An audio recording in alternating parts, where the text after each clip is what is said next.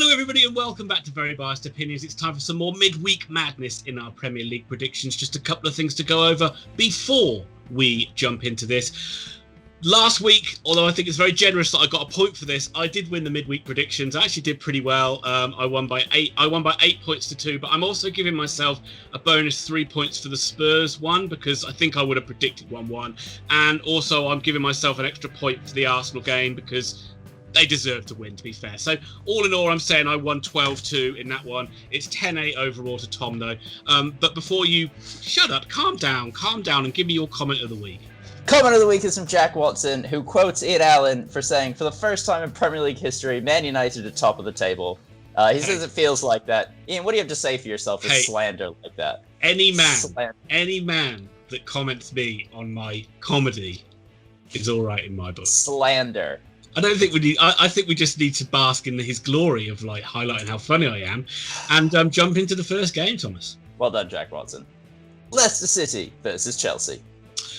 So this one is a battle, maybe not for the Premier League title, but for Champions League places, because Chelsea came off the back of a horrible run, just by squeaking past Fulham by a 1-0, and Leicester had a good game against Southampton, but ultimately run out relatively comfortable winners in the end by 2-0. So should be a good game, Thomas. Yeah, I don't think Chelsea, and I think you saw it when Frank Lampard's interview, it actually looked like he'd lost the game, which I actually kind of enjoyed, seeing a manager come out after winning a match and not being like, well, we've won and that's all that matters, being like, I expected more. You all expected more. We need to do more. And I actually think that bodes well for his future as a manager and Chelsea's future as a club, that he's not accepting 1-0 ground out results and that he's trying to build something better there. Obviously, they've had a really tough time recently. Like, they've fallen down the table. Their fans are turning on him. Everyone's calling for his head, saying he's not good enough for the job. But it was only 2 months ago they were top of the table and beating everyone left, right, and centre. So, I mean, obviously, Chelsea fans would always expect to beat Fulham, and that's really harsh on Fulham because they've been pretty good and they've been hard to beat themselves, and they pushed it all the way. It was Chelsea were playing against 10 men in the second half, so Fulham were literally like all men behind the ball, and they had to find a way to win. That's what they've been struggling to do lately. Mason Mount, I thought, was excellent. He's been superb. Timo Werner came on at the end, missed a one-on-one chance. I really don't like people shitting on him. I really, really find it quite disrespectful of I really do, because I think he's such a good player, and I really hate the people who've clearly not seen much of Timo Werner that think he's shit and just want to. This is why it's good to go back and look at the Bundesliga when he was there and watch the games he had and look at his Champions League. Like, him and Kai Havertz are both top level players that have proved it against teams like Dortmund and Bayern Munich, teams that would slay this Chelsea side if they came up against them. So It's a work in progress, and I actually think that there's more faith in the Chelsea boardroom than anyone gives them credit for with this. I think they know they're building a project, and I think it's top 4 this year. I think that's all they're actually aiming for. If they win, they're in the top 4, and that's it. Exactly. I mean, it's I don't know how Werner doesn't get in ahead of the worst player to ever win a World Cup, Olivier Giroud. But that's enough about Chelsea. Leicester City, Thomas, do you actually think they can finish in the top 4? I think they stand a chance. I think all the teams at the top have warts. We already know that Man United, whilst they're on a fantastic run, you don't quite trust their defence. And if Bruno Fernandes... Who do they nudge out? Because to me, the places are already pretty much nailed on. What do you mean? Man United are going to get one. They're going to win the league. City are obviously going to get one. Liverpool are obviously going to sneak 4th. Yeah. And so who do they nudge out? For me, it's Spurs, Chelsea, and Leicester at this point. Oh, I've got Arsenal finishing 3rd. Right, I think it's time for score predictions on that note. How are we feeling, Ian? Yeah, I think this will be a tough game for Chelsea. I think Leicester really good in the game against Southampton. If Leicester go a goal up, I don't see Chelsea winning this one because they'll just be able to hit them on the break with the likes of Maddison, Vardy, Barnes, all looking really good. Tielemans looking excellent. They got that centre back Soyuncu. They look a hell of a lot stronger with him. Schmeichel looks immense in goal. I think Leicester are going to beat this Chelsea side, Thomas. I'm going for a Leicester 2-1 win. I don't know why, but I feel like there's going to be a golden handshake at some point. This ends 1-1. Yeah, I was thinking 2-2, but then I went with fuck it. I don't be back against Leicester. Let's go for them for once.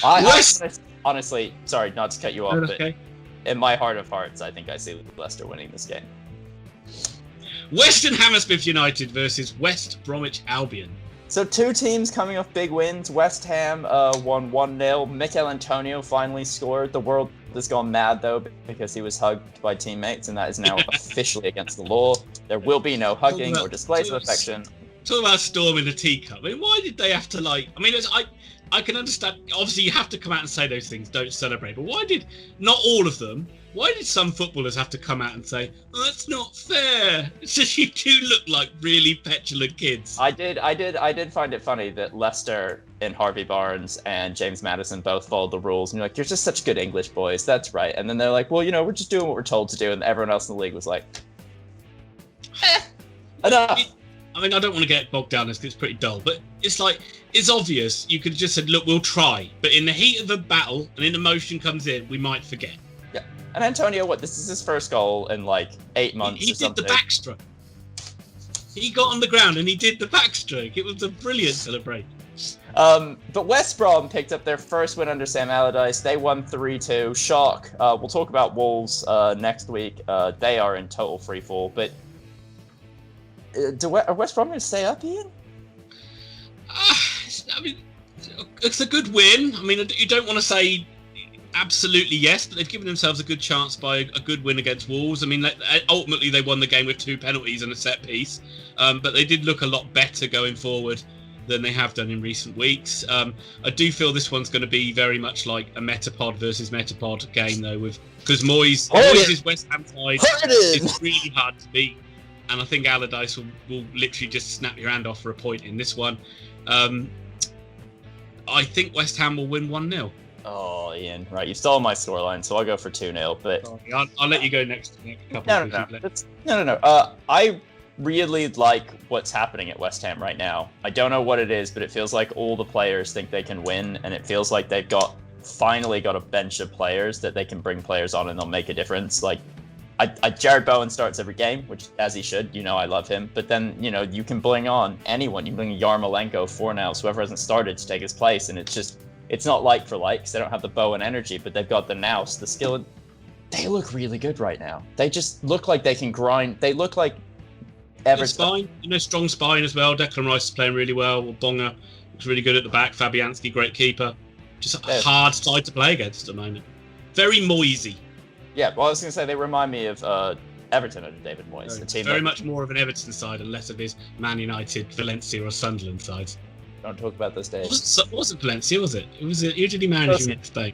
Sociedad. Yeah, there we go. The weirdest appointment in recorded football history. Absolutely. Manchester City versus Villa in Aston. So we haven't seen City play their game. They play tonight against Palace, but obviously they have been in exceptional form. The last time they beat Brighton, it was a very City performance from what we've seen this season, where they dominate the game, but they can't score more than a goal. The biggest problem for Villa is they haven't played in such a long time. And do you think that, what's his name, Dean Smith's actually going to have the guts to turn up and play this game? I think this game will happen. I know that they obviously shut down the Everton-Villa match because Villa's training ground was still shut, but it's been about a week and a half, 2 weeks now. There have to be players training again. I think this game will happen. I don't think they stand a chance of winning it because they'll barely have trained. And I think the one thing we've seen, especially in the lower divisions, especially League One, is when a team misses a match, they look coming into the next game. Like, it is... I mean, it's almost like 3 weeks, really, isn't it, for Villa? Like with the FA Cup one as well. There's going to be a lot of ring rust, and this is the side you don't want to have to... you're just going to be pretty much chasing shadows. Well, exactly. And, I really love this Villa side. I love Jack Grealish. If Ross Barkley's back, I love them. But they're not the paciest side anyway. And I feel like they're going to have a really hard time getting the ball forward. And City look really good defensively and look really bad at scoring goals. So I'm going to jump in ahead of you and go City 2, Villa 0. Yeah, it seems like a logical one, doesn't it? And it just seemed very... There's something like metronomic about City at the moment, isn't it? They're just very, good going forward. They do enough to win. They don't look like conceding many goals. So I'll go one less. I'll go 1-0 Man City. Yeah. Maybe it'll be Wonder Kid Foden again. You know what the best part of this is this game's going to end like 4-3 or 5-7 or something ridiculous. Every time we predict low-scoring games, they go nuts. But good to see Foden doing well then. Top scorer for City, despite only playing 1 out of every 3 games. Free Phil. Man United need a new player. Right. Champions Liverpool versus Burnley.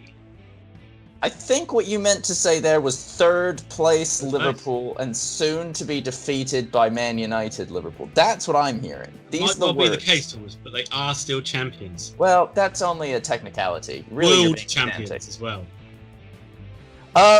Burnley are a football club who did not get a good result this week. They lost 1-0 to West Ham, and they are, after that really good run of form, they're dropping down the table again. 9 goals. They scored 9 goals this season. Yeah.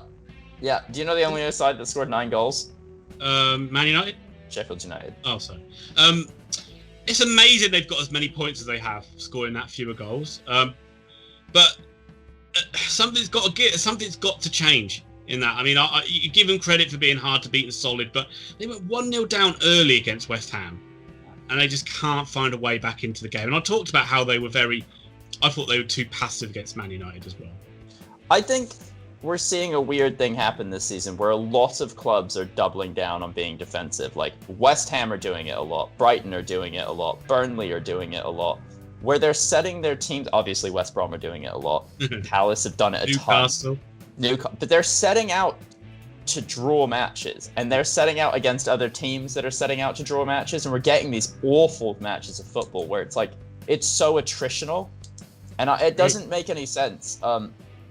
I'm not worried about Burnley in the long run, because now that we've seen what can happen when they do have their spine, we know they'll grind out results, and I don't think they'll get relegated. But I think they're going to have a really hard time against the Liverpool side that, with all the problems they've had, are relatively good in the air and don't have a problem breaking down teams that sit in front of goal. Exactly. I see it being very similar to the game they played against Man United. I don't see how Burnley have got the weapons to beat this Liverpool side, and I think it'll be closer for Burnley going down than you think this season. I still think they'll be okay, but they ain't going to pull away because they just can't score. And I know they got a new investor, but is he coming in time to give Dyche money in time to bring in new players? We don't know. But and it's weird how we talk more about Burnley than we talk about Liverpool, but we haven't seen them play Man United yet, and obviously they are still a fantastic side, and pretty much more to say about them, and I'm sure we both think they're going to win this game. I think, really quickly, just stating it, and I'm stating the obvious, but if you haven't watched any of our videos before, we have Liverpool and City still ending 1-2 in the league in all probability. They, as great as Man United are playing right now, they just look a class above as a football club. They look like they can go far in Europe, they look like they can go far in the league, they look like they could win the cup. They're just one of the best sides on earth right now, and there's, even with a bunch of defensive injuries, there isn't much more to say unless you want me to do my Bayern Munich thing where I just list off a line of players and laugh. I think we can spare everybody that. I'll let you go first because I went first on the first 2. Okay. Well, but I'm going to go first on the next one, Ian, so I'm going to allow this one to you. Okay, well, I think it'll be a return to form for Liverpool. They labour to win most of their games, apart from that one they had against Palace, but I think they'll be 3-0 winners against this Burnley side. I'm going to go 2-0, which makes this my 3rd straight 2-0 result.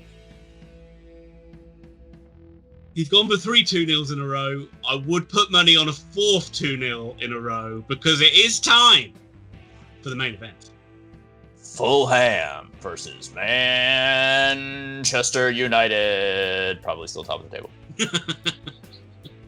Are they though, Thomas? Are they? At this point, they are both top and could not be top of the. Well, they'd be joint top, won't they? At very least. No, Liverpool will go above on goal difference. So.